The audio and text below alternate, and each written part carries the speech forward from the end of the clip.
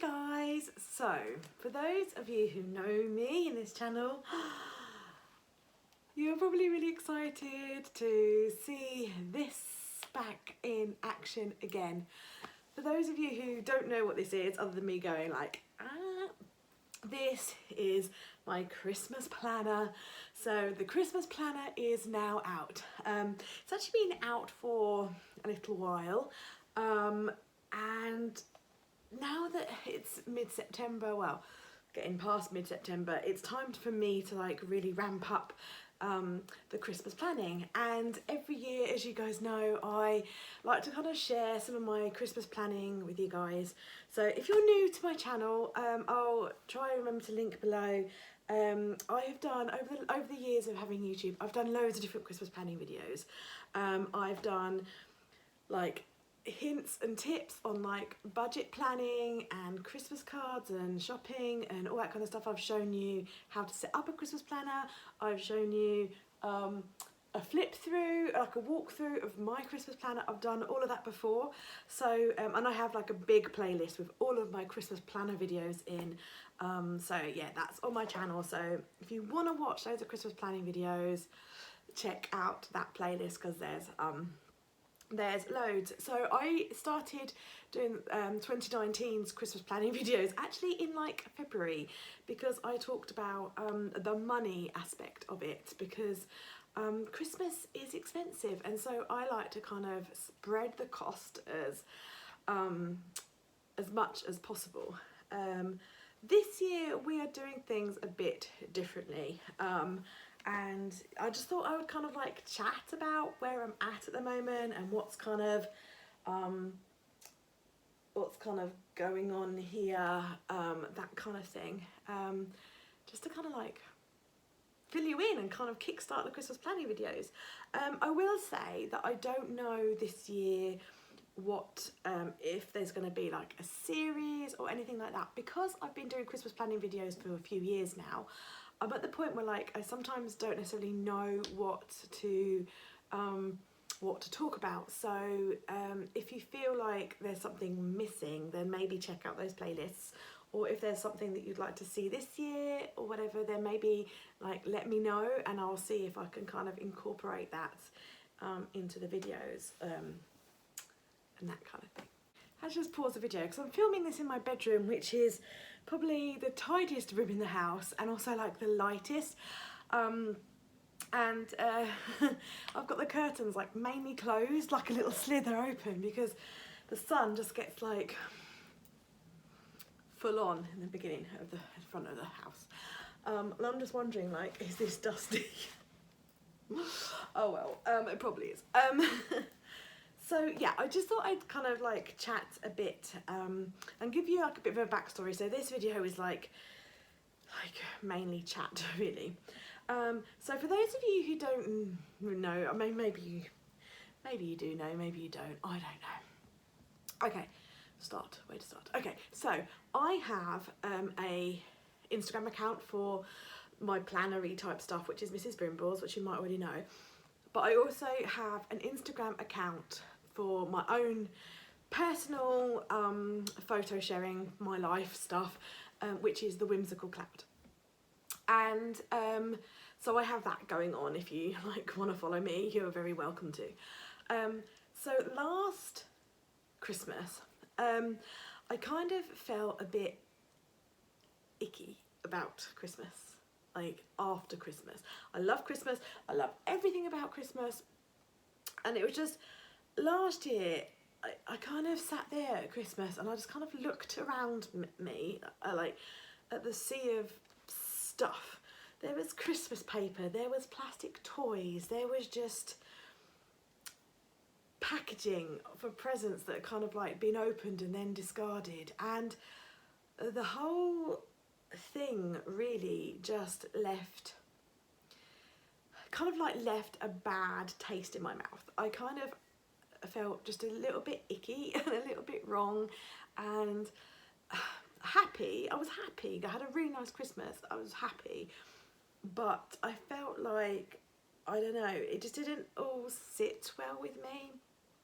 And over time I've been making some changes in my life, I guess, I don't know, like I've been connecting more with nature and getting back to basics. I've been living more frugally. I have been living more minimalistic and simply.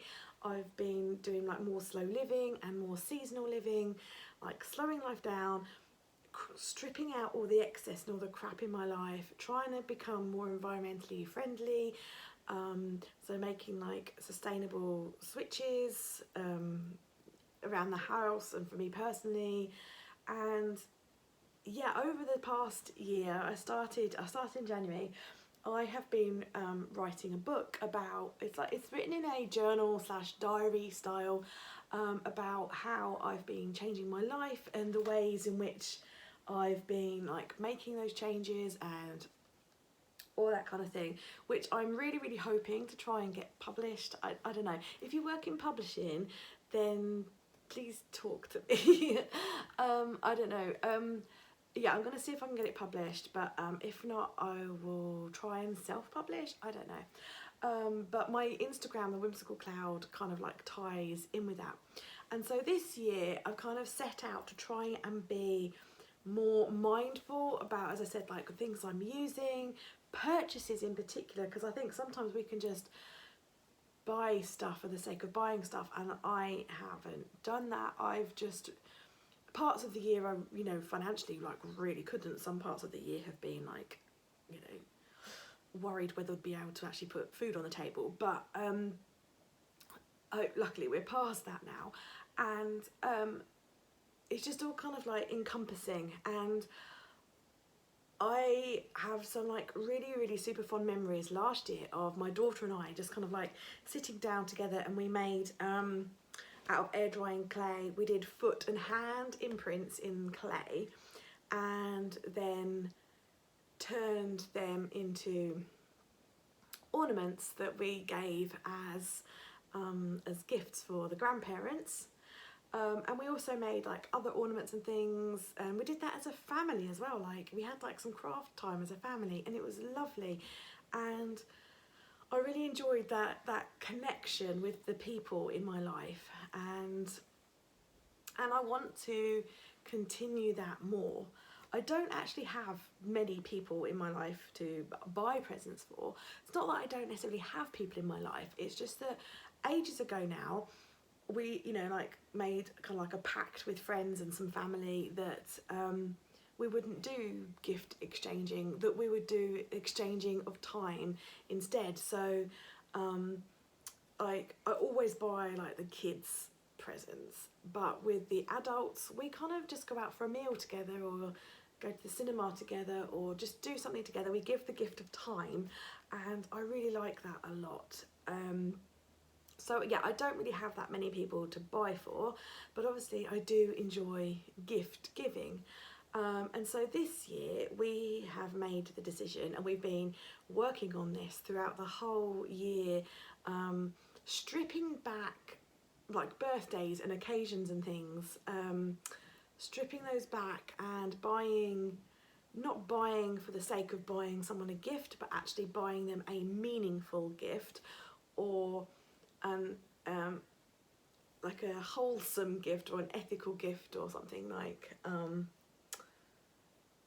I don't know, that kind, do you know what I mean? Like not just buying something for the sake of buying something that you know that people will, like buying less, like John and I who bought each other less for each other's birthdays, but actually buying the stuff that really means something to that person. Just being like, do you know what I mean? Like being more mindful about the gift that you're actually buying, something you know that they will love and will last and all that kind of stuff. Because I don't know, at Christmas time particularly, there are so many like gift sets. I personally, I know I've said this before in Christmas planning videos, I'm not massively a big fan of gift sets because I think I think they're overpackaged, and like there's a lot of like packaging in there that you don't necessarily need. And I always think there's like one, maybe two items in the gift set that you wouldn't necessarily want or use. So yeah, I do sometimes put gift sets on my wish list, like because sometimes that's how you get a nice toiletries bag or a makeup set like bag is if you buy like the set, it comes with like a nice thing, or you know, sometimes you can get like a soap and hand cream set, but if you buy a gift set, it comes with like a nice holder, that kind of thing. But I only kind of put those on my wish list because I know that I want that holder, say. But I don't tend to buy things like that for other people because I don't know if they want that. I don't know, it's weird. Like, but so yeah, I'm not, you know, I try not to buy gift sets because of the packaging, and I just don't always think they've got like everything in there that you'd want or use.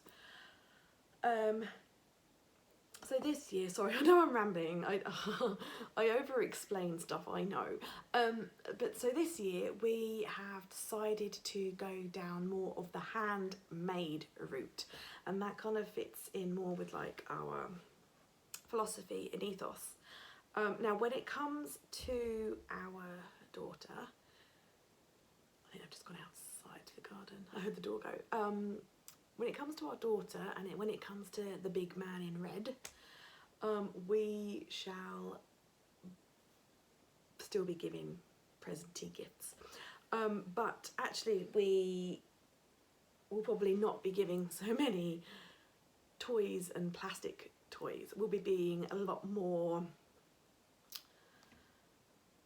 choosy, but then our job in that respect is kind of going to be a lot easier for us because she's like a really, really girly girl, and you know, so, and she loves clothes and bath bombs and things like that, so we can buy stuff that isn't necessarily like toys. Like she's got toys that she doesn't even play with, so I don't feel bad about not getting loads more toys, because I don't know, she's not like into toys. So you know, we're going to try and go down more like the family game, board game route, and different things like that. You know, as I said, like she loves clothes and toiletries and makeup-y bits and things like that. So yeah, we're just going to try and basically not buy so much plastic crap. Just try and be a bit more mindful about the gifts that we are selecting. But when it comes to the adults, like our parents, for example, and each other, maybe not so much for each other, but we are going to be doing homemade gifts. And I've actually already started making said gifts already. At home, we have got like a vegetable patch, and we had a massive harvest of beetroot this year, and we had some as salads, and then we've still got loads of beetroot left. And so I made some beetroot chutney, which is delicious, by the way, if I do say so myself. I made some beetroot chutney. I've made like 15 jars, like we had a lot of beetroot. So yeah, I've already made that, and I have made tomato chutney. So basically we didn't grow any tomatoes, but John's mum and dad did, and they went on holiday and they gave us like loads of tomatoes. I already had tomatoes in the fridge as well because my little one absolutely loves snacking on tomatoes. So we already had a couple of punnets in the fridge already. Then John's mum and dad gave us a load of tomatoes. And then we've only recently taken on an allotment, and we were down there, and one of the other allotmenters had so many tomatoes, and she was like, I've got too many tomatoes, would you like some? And we said yes. So I had like a massive load of tomatoes, so I made tomato chutney, and we went blackberry picking the other week, and I've made blackberry jam. And I'm also today gonna finish off, on our allotment we have crab apples, and I've done part one of the making crab apple jelly. It's a two-stage process because you have to boil the apples and let them go into a pulp, and then you have to let the pulp basically drain through muslin overnight, and then add your sugar and everything. So I've never ever made crab apple jelly before. To be fair, I've only ever made jam once before in my life as well, and chutney once before. But so far this year it's been a fairly good success. I did burn the tomato chutney just a tiny bit. It wasn't thickening, and I was like, I'm just gonna whack up the heat just for a bit, just oh, mistake. It caught just a little bit, but I got away with it because it just has a very tiny mild smoky flavour to it. It doesn't taste burnt at all. I tried, because obviously I'm not going to give people something that's disgusting. I tried some and it actually tastes really nice, like more of like a smoky tomato flavour with red onions, and so it's really nice. So yeah, I already have the tomato chutney, the beetroot chutney and the blackberry jam, and then I'm going to see how the crab apple jelly goes. And as far as preserves go, that's probably all I'm going to make, although I do have the preserve making bug at the moment. But the reason like the preserves really came about is because of a glut in the harvest. You know, we just had so much that it kind of made sense, and like the crab apples were free, the blackberries were free. I don't know, maybe I might have a different opinion / viewpoint on it if I had to actually go and buy the fruit and vegetables. But anyway, it's been a really nice experience for me to harvest and make. I've begged, stole and borrowed jars from the community. I put a thing on my village's Facebook group asking if anyone got any like jam jars. I put in the recycling or whatever, and I managed to get quite a few jars that way, which is really good. Like, I love that kind of like the community kind of aspect, and like, you know, being given stuff from the tomatoes. I love that. So I shall be giving the lady a jar to say thank you for the tomatoes. She can have them back in a cooked form. Yeah, so I kind of like, you know, love all that, and that has been possible because of the harvest. And oh yeah, experience. It's been a really nice experience, like as in connecting with the community and making it myself. I've really enjoyed making it, but also my daughter has also helped. So we've had like a really nice connection together.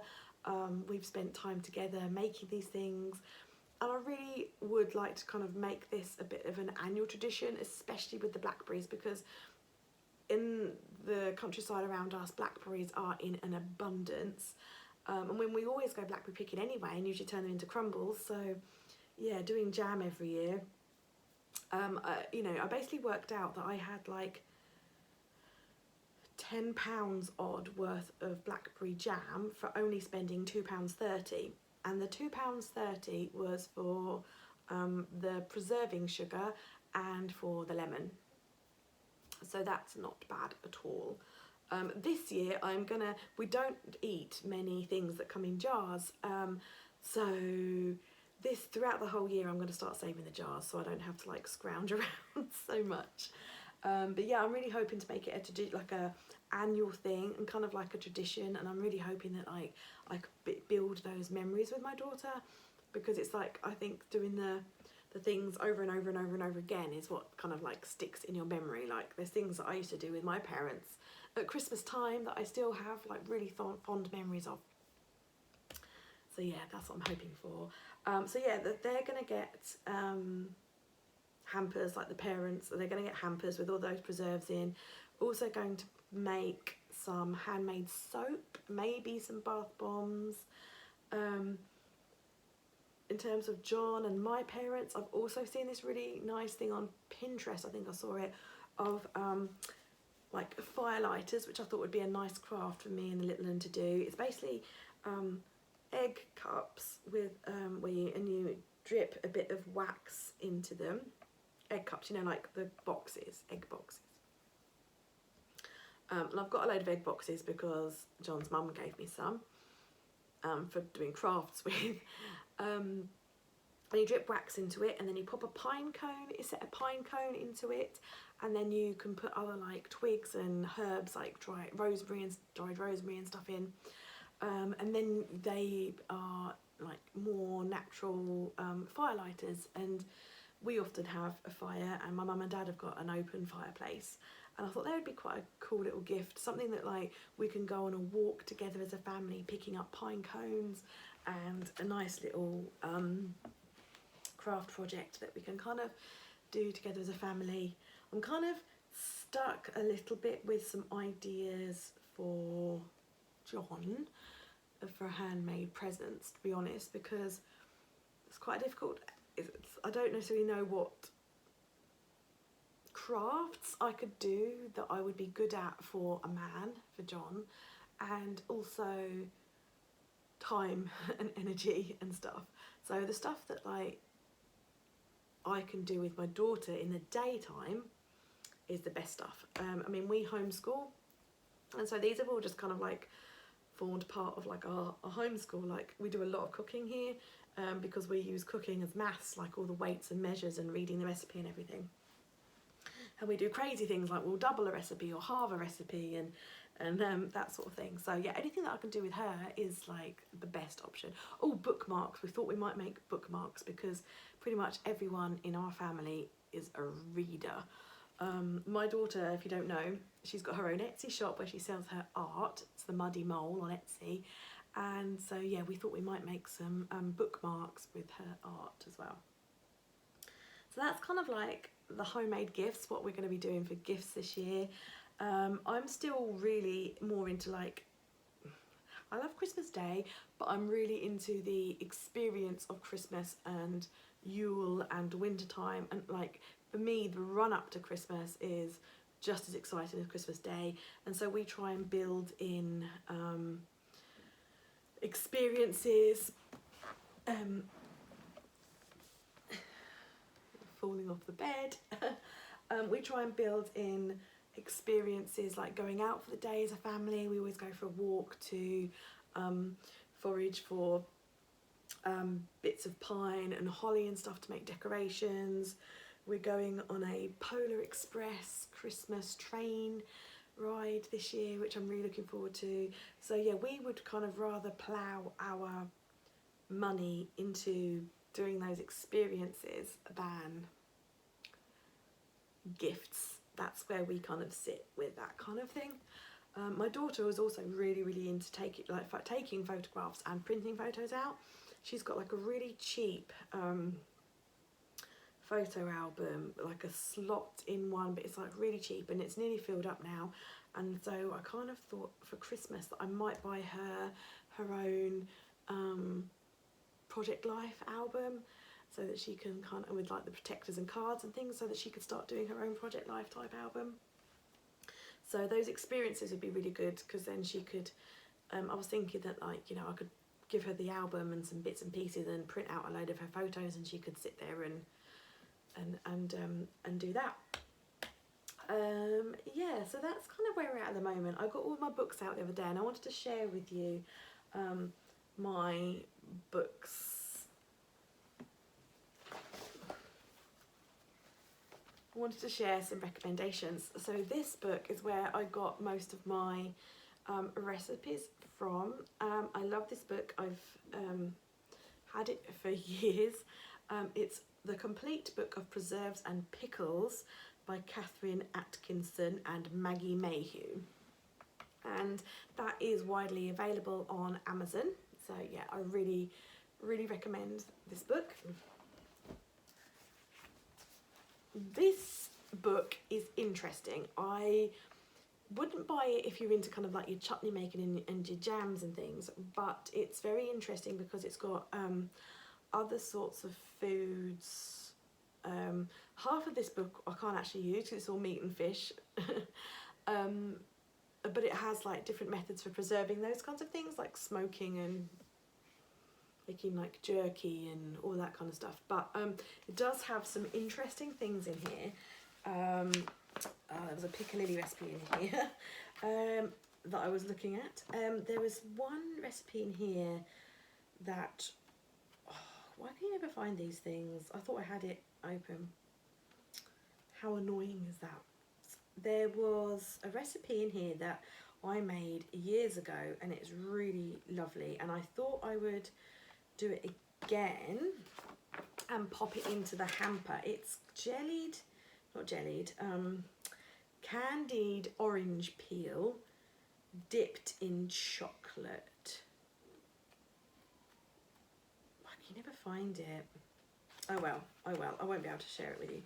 But yeah, it's for making the oranges. So basically you can buy your oranges and eat your oranges, like eat the flesh from your oranges and save the skins of the oranges and then the peel, and then candy them, which is basically like boiling them in sugar water. And then once they're cooled, you can dip them in chocolate, and you know, you can put them in like a nice jar and things, and they keep for like 6 months. So they last quite a long time, but that I've made those before and they're really nice. So I thought I might make those again to go in the hamper. There's probably a lot of things in the hamper, but it's a cross between like, it's not that I feel, not that I'm necessarily like giving too much, it's that I enjoy doing this, my daughter enjoys doing it, and it's it's an activity that we can do together. So, you know, okay, I might say spend a bit of money doing something that I wouldn't necessarily do, but like the candied oranges kind of works in both ways, because you get to eat the oranges plus you get to save like the orange peel, so it doesn't kind of work out to be that expensive, if you know what I mean, and versus spending money on going to somewhere else or doing something else. This book, again, I have had for years, Cooking for Christmas. If you're a vegetarian, there's only a very small vegetarian section in here, but the recipes that they do have for vegetarians are nice. And obviously, if you're vegan these days, being vegan is so much easier. You can just veganize recipes. You know, like when everything's got cheese in it, I just substitute it for the Violife cheese and cream for soya cream and stuff. So it's a lot easier. But I always make at Christmas, not necessarily at Christmas, because I like to extend, as I said, I like to extend Christmas over the whole month. I always make this chestnut and mushroom loaf. It's so yummy. So yummy, and I usually make that a couple of times. I love chestnuts, I really do love chestnuts, and I try and make that a couple of times in the month. One of the loaves does easily 2 dinners, if not more. In our house it only really does 2 because we're piggies and it's so nice that we just eat it. It's really nice cold as well, so yeah, it's one of those things that you could like, so if you have you know, if you do like a cold buffet at Christmas or something, you know, with your leftover meats and cheeses and all that kind of stuff, it's a really good one to have cold, because you can just slice it and have it cold. It's just, oh, it's delicious. Delicious. So I tend to have that over the time. But this one has also got, I like different sweet, like there's a thing on like gift giving in here, like different like flavoured oils and things, and they've got different things. Like I was tempted to make these peppermint sticks. They're basically like a do-it-yourself and bake your own matchmakers. I thought it might be fun to give that a go. I absolutely love matchmakers. I think they are delicious. I can easily eat a whole box of matchmakers in one go. Matchmakers are quite cheap. They're only usually like £1 for a box, but I thought it's more about the experience of making them. So I'm not sure if I'm going to make them for like after dinner mints for Christmas, or whether to make them as like presents to put in the hamper. We're slowly stacking up on those things to make. But the beauty is, like, all the preserves I've made already, so they're done, and we're September. And like the soap will be fairly easy to do. And as I said, because I can do them in the day with my daughter, that, you know, it's keeping her entertained and occupied as well. But this book is really good because it's got like fudge in here, it's got meringues, it's got making your own Turkish delight, making your own fondants and truffles, even making your own marshmallows. But something I do every year, and I'm probably going to do it again this year, is I make sloe gin. I don't really drink much in general, particularly throughout the year, but at Christmas I do love sloe gin. And again, that's a really nice thing. Like, we go out for a family walk and we collect the sloes, and yeah, then basically you just get a demijohn, put all your sloes in, prick them first is best, sugar and then pour your gin on and then leave it, and then decant it back into the gin bottles. Well, you need more because the sugar dissolves and the juice and the sloes come out, so it does end up making more than the bottles of gin that you put in. So you do need to have extra bottles, and that's always really yummy, and so I might make those as gifts as well. And the beauty of sloe gin, I find, and I make this every year, is that you can get away with buying really cheap gin because you're adding the sloes and the sugar to it. You don't, so like sometimes cheap gin is a bit like I don't know, I just find it a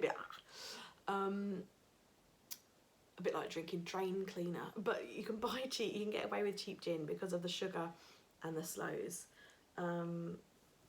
But something I have made before in the past, and I might make it again, is this Christmas Spirit. It's basically vodka with cranberries and clementines with sugar and cinnamon in it. Very nice. So I might make that. So I do recommend this book, Cooking for Christmas, and it's edited by Martha Day. I've had that years. It's one of those things, when I used to work in an office, I don't know, was it the book people? I think, you know, like people come into like offices or warehouses and they like leave books and things, and you can browse them and place your order, and they come back the next week. That's how I ended up getting this for like really cheap years ago, and it is just, this is probably one of my most used Christmas cookbooks. Other cookbooks, I do like the Delia Christmas, if I'm honest, because I always make my Christmas cake out of here. That's probably, I love the series that went with this. Talking of experiences, I have such fond memories of watching this series in the 80s with my mum. When was it? It wasn't the 80s, it was the 90s, my apologies. So this was first published in 1990. Yeah, I have really fond memories, and you can sometimes find this this series on YouTube, but it's becoming harder to find. I have tried to find this series on DVD, and it is so rare. You can still find it-ish on VHS, but I haven't been able to find it. So if you ever come across this series on eBay or something, on DVD or on VHS, please let me know, because I would love it so much. Because not only do I absolutely love the series, I find it so relaxing. The series kind of feels like Christmas to me, because I always watched it with my mum. It kind of, I don't know, I have such fond memories of it, and it just always feels like it's not Christmas until I've watched Delia's Christmas. I also feel like it's not Christmas until I've watched a little bit of Fanny Craddock, because I always used to watch Fanny Craddock with my mum as well. And it also, in more recent times, doesn't feel like it's Christmas until I've watched the Victorian Farm Christmas, because I love that too. But yeah, I always make Delia Smith's, the classic Christmas cake. It's full of marks and things. I don't really make anything else out of here, if I'm perfectly honest. But yeah, I do always like the Christmas cake. It's more about the series for me, watching the series. And lastly, my favourite Christmas book is Nigella Christmas. Again, I don't use a lot of this book because it's meat heavy. She does have some vegetarian recipes in here. I do, however, like some of the cakes and the baking inside, but I like it because of like the visual aesthetics. The photography in here is just amazing, and it's, if you can watch the series on telly, that was another really nice series as well. And they've got things in here like spiced salt, Christmas fruits, olives in pickles and things like that. So, and the baking, like cranberry and white chocolate cookies, they are just delicious. So yeah, like the aesthetics on this book, it's just Christmas for me. So yeah, those are my favourites, my favourite books. So yeah, the planner's out. I have made a couple of purchases. Oh, falling off the bed. I have made a couple of purchases already. just to kind of get things rocking and rolling, and obviously they're all logged in this baby. I've run out of ink in my printer. I started to print off my homemade gift log. I started to print that out to fill that in, and I've run out of ink. But I'll probably still use this because otherwise it's a waste. But yeah, I've run out of ink. So I need to log that. If you are looking for Christmas inserts, if you go back in my playlists over Christmas, you'll notice there's quite a lot of videos I've done, and a lot of those videos do come with free printable inserts. So you just need to find the video, click the link in the video description. It'll take you through to the corresponding blog post, and from there you'll be able to download the inserts. And then obviously you can print them and use them in your own planners.